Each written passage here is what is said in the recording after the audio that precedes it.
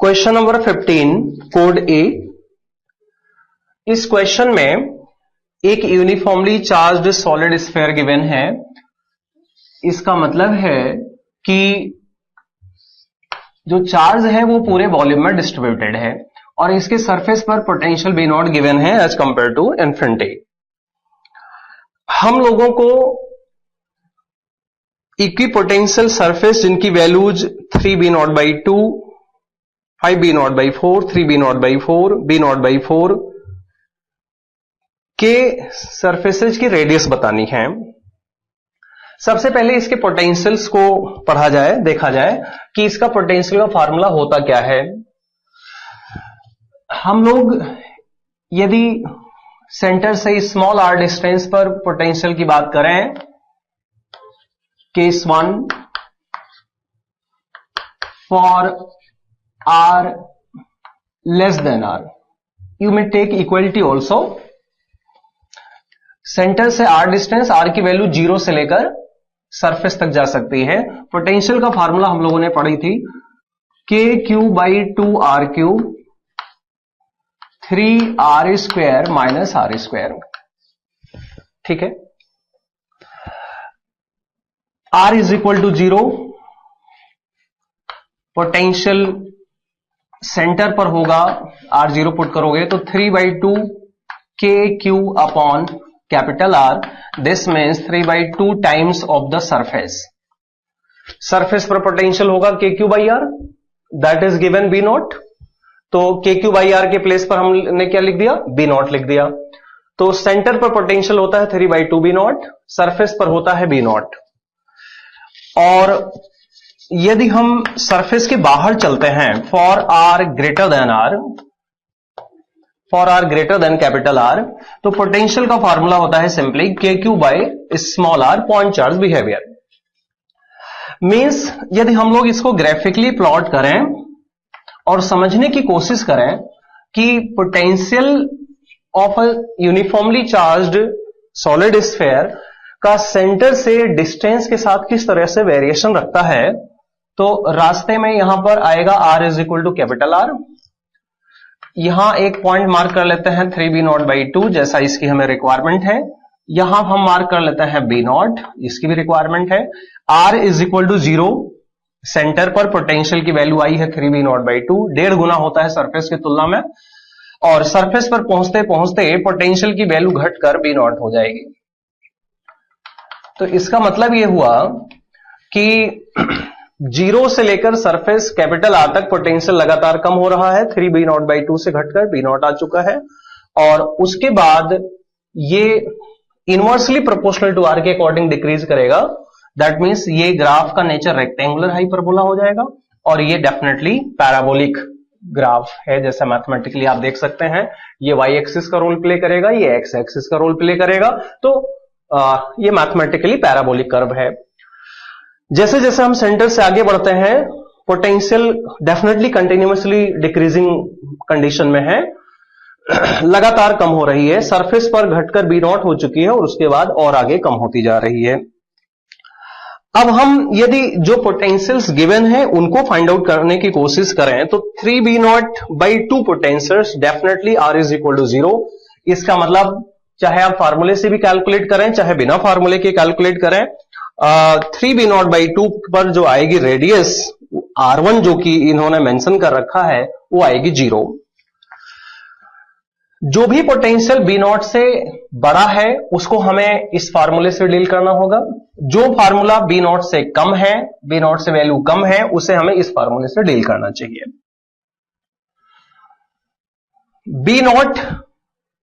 B0 की value KQ/R है, तो हम B0 सेपरेटली KQ/R लिख सकते हैं, जिससे कि जरूरत पड़े तो KQ की जो वैल्यू है वो B0 इंटू R कर लें।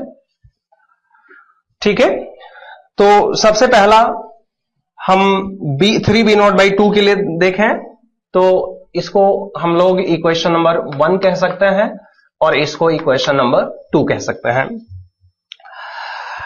फ्रॉम 1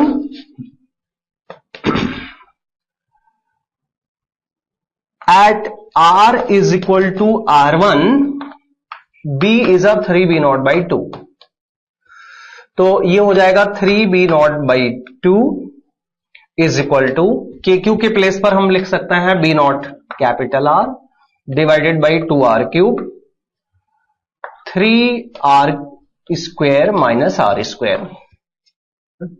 यहां r के प्लेस पर हम लोग r1 लिखें, बल्कि इसको यदि हम सॉल्व करते हैं, क्लियरली स्पष्ट भी है यहां पर, तो r1 इज इक्वल टू 0 हो जाएगा। इसका मतलब 3b0/2 जो पोटेंशियल आएगा वो r1 is equal to 0 radius पर आएगा। ठीक है, इसी तरह से हम दूसरा जो पोटेंशियल है 5/4b0 5/4b0 वो भी इससे बड़ा है, ये समवेयर यहां कहीं आएगा, इसमें रेडियस r2, r1 डेफिनेटली 0 आ गया, 5b0/4 समवेयर यहां आएगा, यहां कहीं पर। तो इसका मतलब इसको भी हमें इक्वेशन नंबर 1 से सॉल्व करना चाहिए। तो at r is equal to r2, b इज a 5/4b0। So from equation 1 5b0/4 is K Q के प्लेस पर, जैसा कि हमने पहले भी लिखा है, b0 r divided by 2r3 3r square minus r2 ये स्क्वायर। इससे सॉल्व करते हो तो r2 की वैल्यू आ जाएगी r डिवाइडेड बाई √2। ठीक है, इसी तरह से हम जो दूसरे पोटेंशियल्स के करेस्पॉन्डिंग रेडियस निकालनी है 3b0/4 और b0/4, तो 3b0/4 b0 से छोटा हो गया, ये यहां कहीं आएगा, दिस इज 3b0/4, इसका मतलब ये करेस्पॉन्ड करेगा r3, और b0/4 डेफिनेटली उससे भी छोटा है, तो इसके करेस्पॉन्ड जो रेडियस होगा वो होगा r4। तो इसका मतलब r3 और r4 हम लोगों को इक्वेशन नंबर 2 से सॉल्व करना चाहिए। तो put r is equal to r3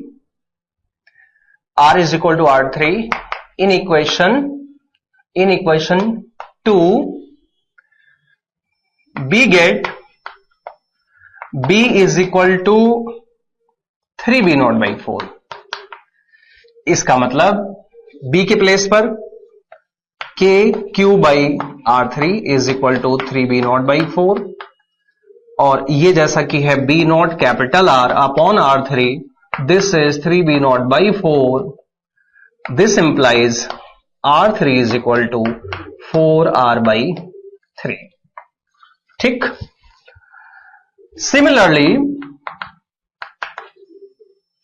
similarly आप R के प्लेस पर R4 पुट कर दें और B के प्लेस पर b0/4 पुट कर दें इक्वेशन नंबर 2 में, तो b0/4 इज इक्वल टू आ जाएगा KQ के प्लेस पर आ जाएगा हमारा b0 R, और यहां आ जाएगा R4, we get R4 is equal to 4R। ठीक, हमने ये चार के चारों इक्विपोटेंशियल सरफेस के करेस्पॉन्डिंग रेडियस कैलकुलेट कर ली। R1 आ गया 0, क्लियरली यहां पे भी स्पष्ट है। R2 आ गया R/√2, this is R/√2। R3 की वैल्यू आ गई 4R/3 and this is equal to 4R। ठीक, अब यदि हम ऑप्शंस पर नजर दौड़ाएं तो दो ऑप्शन ऐसे हैं जिसमें R1 इज इक्वल टू 0 है। उन ऑप्शंस में हमें R2 का कंपैरिजन करना है R4 माइनस R3 से। तो इसका मतलब हमें हमारे पास R4 माइनस R3 सबसे पहले अवेलेबल होना चाहिए। R4 है 4R, R3 की वैल्यू है 4R/3, ये हो गया 3 4 12, 12 minus 4, this is 8R/3, 8R/3। तो और R2 की वैल्यू कितनी है? R/√2, यानी R से छोटा, ये क्या है? R से बड़ा। तो क्लियरली स्पष्ट है कि R2 is less than R4 minus R3। इसके हिसाब से अपना ऑप्शन कौन सा हो गया? Option number 3। लेकिन जेई मेन एग्जामिनर ने इस पेपर में, इस क्वेश्चन में जो सेट किया उसमें ऑप्शन नंबर 4 भी सही है, इसमें कोई डाउट नहीं है, क्योंकि R4 की वैल्यू आप लोग देख रहे हैं 4R आ रहा है, तो 2R definitely and 2R definitely less than R4, क्योंकि R4 की जो वैल्यू है दिस इज 4R। तो इसका मतलब इसमें 3 और 4 दोनों ऑप्शन करेक्ट होना चाहिए। अब देखिए जेईई मेन एग्जामिनर इसको क्या मानकर किस तरह से इसको चेक करते हैं, कैसे वो कॉपी में कैसे वो ऑप्शंस को फिलअप करते हैं, केवल 4 करते हैं कि 3 करते हैं कि दोनों करते हैं, ये उनके ऊपर है क्लियरली। लेकिन उन्होंने क्वेश्चन बनाते समय ये जरूर ध्यान नहीं दिया कि इसमें सिंगल करेक्ट ऑप्शन होना चाहिए था, जबकि दो ऑप्शन यहां पर डेफिनेटली सही हैं। ओके।